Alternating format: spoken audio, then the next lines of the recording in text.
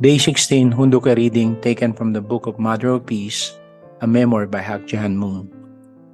On September 2, 1984, our International Cultural Foundation conducted the 13th ICUS in Washington, D.C.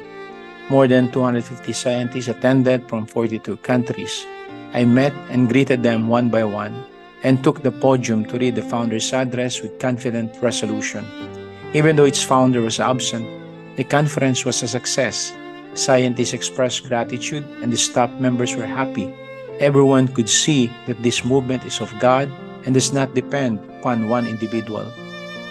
The progress of our international conferences did not end there. In the summer of 1985, the Professors World Peace Academy was scheduled to convene a global congress in Europe. Once again, I heard about the worries of the planners and participants and I guided them as before. We will hold it as planned. Geneva, Switzerland was the conference venue. Dr. Morton Kaplan, a renowned political scientist at the University of Chicago, was the president of PWPA. He sought my husband's advice about the conference and met us at Danbury to receive it. Those days, my husband, even from prison, was acting on heaven's guidance to halt the advance of communism at America's doorstep in Nicaragua. His inspiration sparked the American President Ronald Reagan to take action. As this was unfolding, my husband and I saw beneath the surface. We saw that communism global reached camouflage a serious crisis within, and that its entire house of cards was soon to collapse. Yes, years prior, Father Moon had prophesied that global communism would fall in the late 1980s, 70 years after its founding. And so, this University of Chicago political scientist, my husband announced our theme for the conference, the fall of the Soviet Union. Dr. Kaplan, looking at the global reality externally, objected. Sociologists don't discuss something that has not happened, but Father Moon spoke with calmness and strength. Communism will perish and the Soviet Union will collapse. You need to proclaim this fact at gathering of scholars and professors from around the world. Dr. Kaplan again hesitated and asked, "How about if we say the possible fall?" Father Moon said, "No, it's not just a possibility. Believe me and do as I say." As he departed with me from the meeting, I could see that Dr. Kaplan's head was spinning. He was a world-renowned scholar and he could not speak what he considered empty words, much less convene a conference based upon them. I told Dr. Kaplan not to worry about anything and follow my husband's advice. He still was looking for a way out. With winsome eyes, he came up with, wouldn't it be possible to use a word softer than fall? I didn't budge. My husband and I knew communism would collapse in the Soviet Union within a few years. From August 13, 1985, the second Professor World Peace Academy International Congress took place in Geneva, and hundreds of university professors discussed the fall of communism from all angles. They heard Father Moon's prophecy that communism will collapse within a few years. They pricked up their ears, having never dreamed of such an idea. They were amazed that we had the conviction to go against conventional wisdom and political correctness. Their nerves were a bit on edge for another reason as well. They were aware that the Soviet embassy stood directly across the street from the conference venue. Some renowned sociologists and professors criticized our proclamation, even quite harshly. But as we had predicted, the Soviet Union was dissolved just 6 years later. Interestingly, when the Soviet Union actually dissolved, some of these same scholars explained it as if they had seen it coming, with very few noting that it was Father and Mother Moon who had first predicted what would happen, and even convened a conference with that as the specific title. My husband and I just continued on working for the sake of the future. Even during his undeserved prison sentence, my husband greatly impressed other inmates with his exemplary demeanor and diligence. At first, the prisoners mocked him for being the founder of a strange new religion from the East and tried to pick quarrels with him. He handled it all with forbearance, warmth, and dignity. As he had told me, he was looking forward to seeing whom God had prepared for him to meet there. Prisoners naturally are struggling with anger, resentment, and selfishness, and he committed to make Danbury a place where love could flow. Prisoners soon learned that Father Moon would spend his weekly stipend in the prison dispensary, and through the week, give everything away to lonely inmates. He held an early morning pledge service, and other prisoners gradually joined him. Some of the inmates came to consider my husband a true teacher. Some called him the saint of the prison. Guards and prison officials were also impressed. The New York Post published a cartoon at the time of Father Moon's release, August 20, 1985.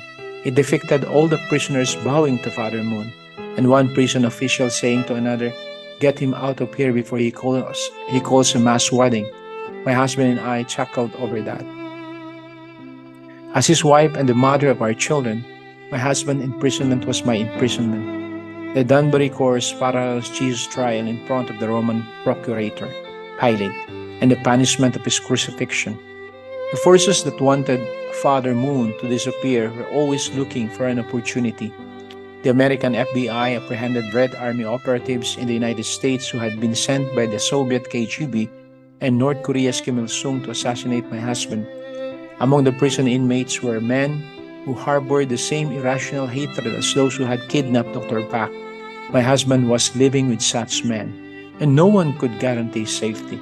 It was a modern version of Golgotha, as if he were on a cross with thieves to the left and right.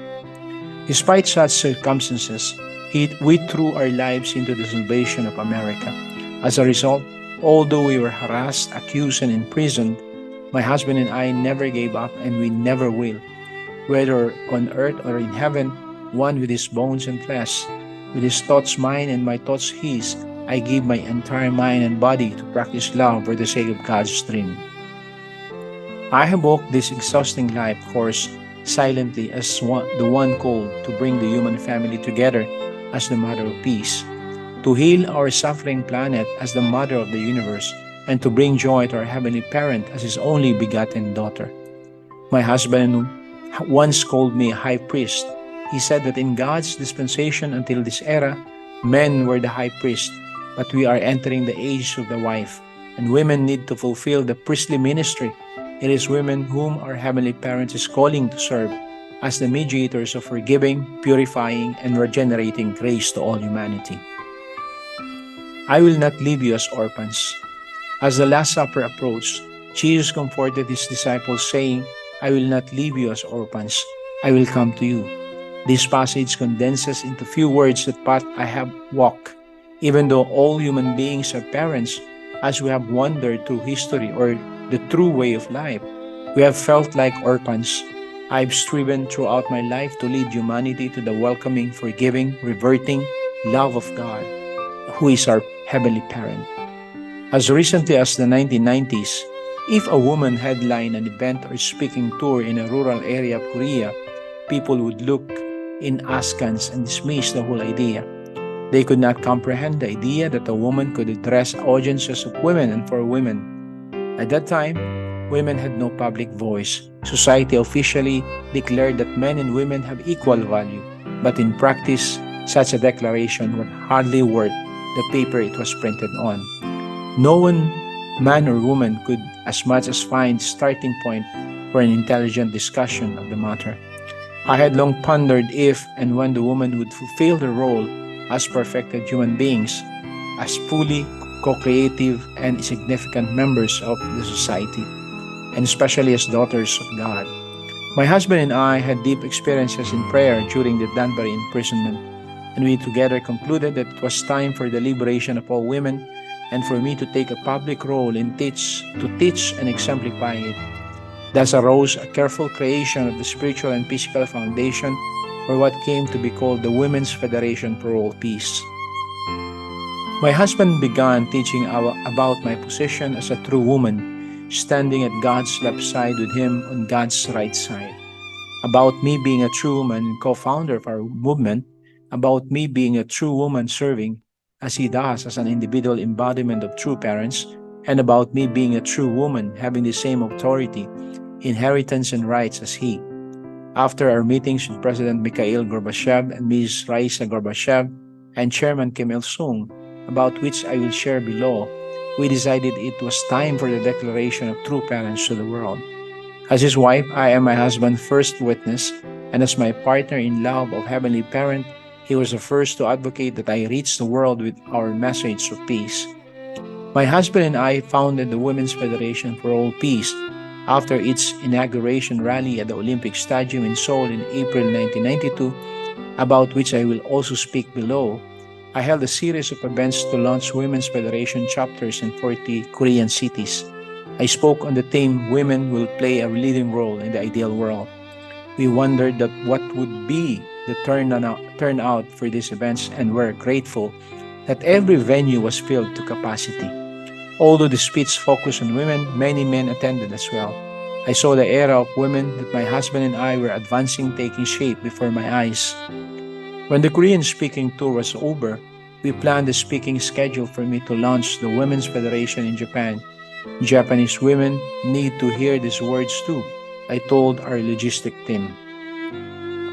True, they replied, but you speak Korean, and through the interpreter, the original meaning will not be fully conveyed. I agree, I said with a follow-up, then I shall speak in Japanese.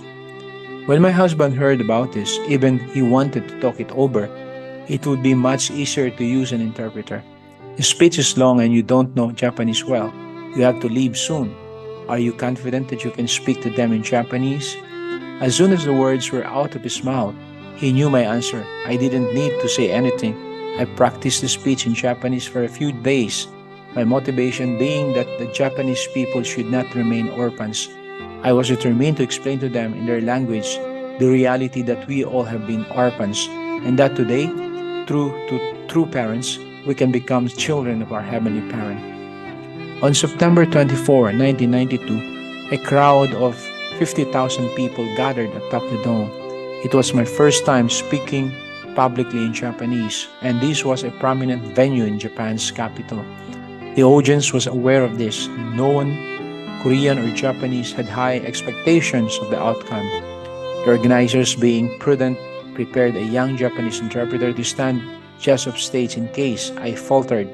But when I came to the podium and began to speak, the audience was surprised. They cheered and stood up to applaud. For a few minutes they remained anxious, thinking, surely she'll make a mistake. But as I continued and each sentence impressed God's word in their hearts, the audience looked relaxed and happy. Over the next 9 days, I gave that speech in 7 cities without losing strength. And then for 3 more days, I delivered it to Koreans residing in Japan. I uplifted the hearts of the Japanese as well as Korean women. I need to speak in America, I then told my staff. Won't that be difficult? They responded. Please, let's take at least a full day's rest before flying. But my mind was already in the West. Many people are waiting for me, I uttered without thinking. I cannot rest. I crossed the Pacific and stepped onto American soil. Speaking in the 8 largest cities of the U.S., I announced that the era of women was near and what it meant for women and God. On the first day, the people of Washington, D.C. thanked me deeply. They had thought of me only as the wife of Reverend Sun Myung Moon from Korea, but now their perception changed. I was now Hak Jahan, who represents us and represents the aspiration and value of all women.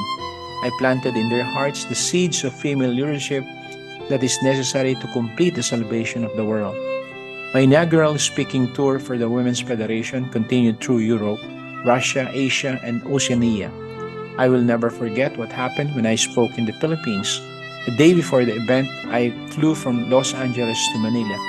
On the plane, I took a short nap, during which I dreamed I was breastfeeding a baby. As I looked at the beautiful baby, I said to myself, I'm not of an age to give birth anymore. When I arrived in Manila, I discovered that it was a Catholic holiday. December 8, the Feast of the Immaculate Conception. A woman walking on the street in downtown Manila happened to see a poster advertising my speech. The poster had me in a yellow Korean dress. Suddenly the thought, this is the person who will fulfill Mother Mary's mission, came into her mind. Then and there, she decided to attend my event. She was deeply moved by my speech, during which she arose and loudly exclaimed, the one who came to the Philippines on his Holy Days, truly our Mother Mary. Cheers erupted throughout the convention center. The final venue on that tour was China's Great Hall of the People in Tiananmen Square. It was an event both very difficult and very rewarding. We expected that since China Open Doors policy was in place, everything would go smoothly. But that was not the case. From the outset, the Communist Party and the military had refused to grant a permit. When we explained that it wasn't a political rally, they said, "We will check the script first. It cannot have anything in about God." That took them a week. Their conclusion, "We cannot allow this kind of content." I strongly argued with them. They repeatedly gave their reasons to change my speech, but I didn't yield.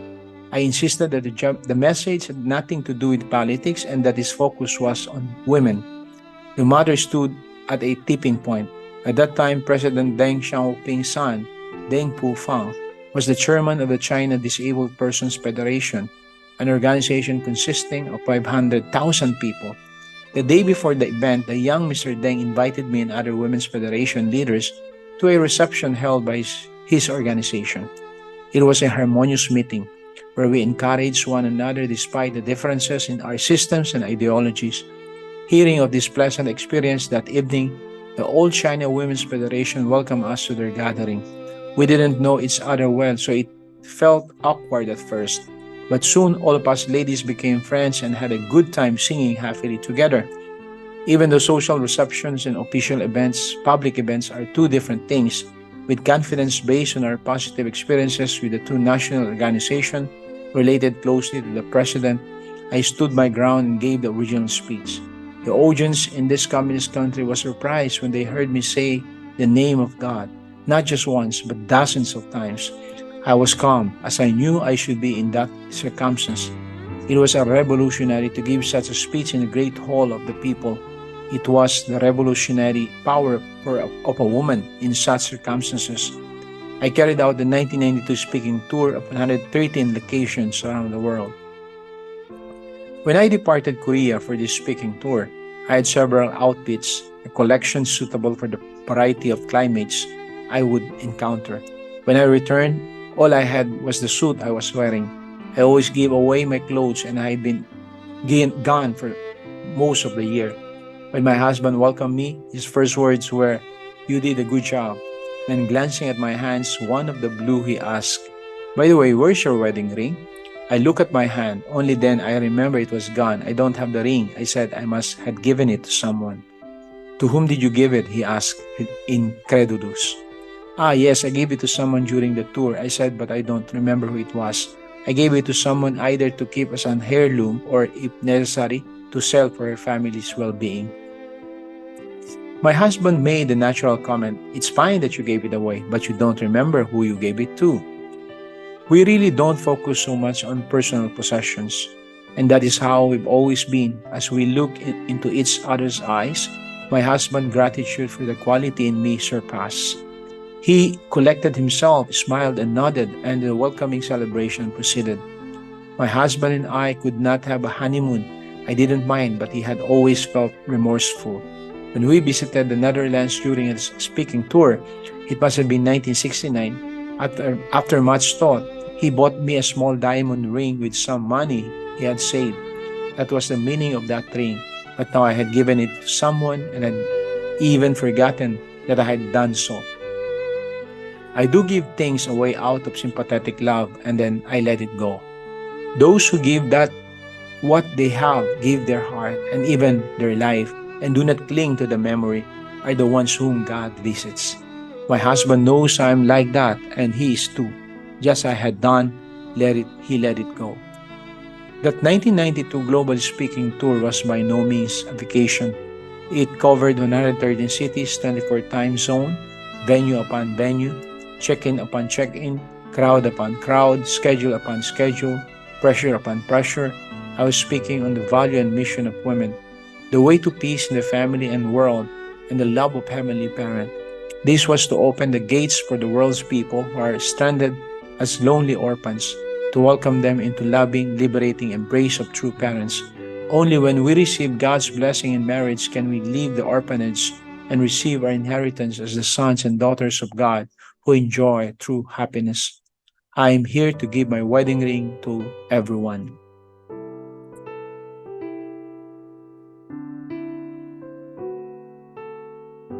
Mother of Peace, and God shall wipe away all tears from their eyes. Chapter 5, the emblem of the kingdom of heaven, the most beautiful flowers of Korea. The first time people hear the little angel sing, they are astonished. They feel swept up in a beautiful wave of love and harmony. I hear comments like these all the time. To me, it sounds like the voices of angels. And if one person expresses such admiration, the next will pour out even more praise. What I am listening to is not a song, it is a happy chorus that brings rain to Parth's soul. If we were to capture the distinctive picture of the unification movement in the one praise, it would be the culture of filial heart. Filial heart, for which I coined the Korean word yojong, signifies sincere devotion and love toward our heavenly parent. Heart, for which my husband coined the Korean word shimjong, is the essence of beauty and original root of love. It is beauty that stimulates love to surge forth eternally. The culture of heart transcends time and space. In the world where God's will has been realized, a pure and immaculate culture of heart will flow forth like a river and waft like a breeze through all forms of artistic creativity. Ah, Jude.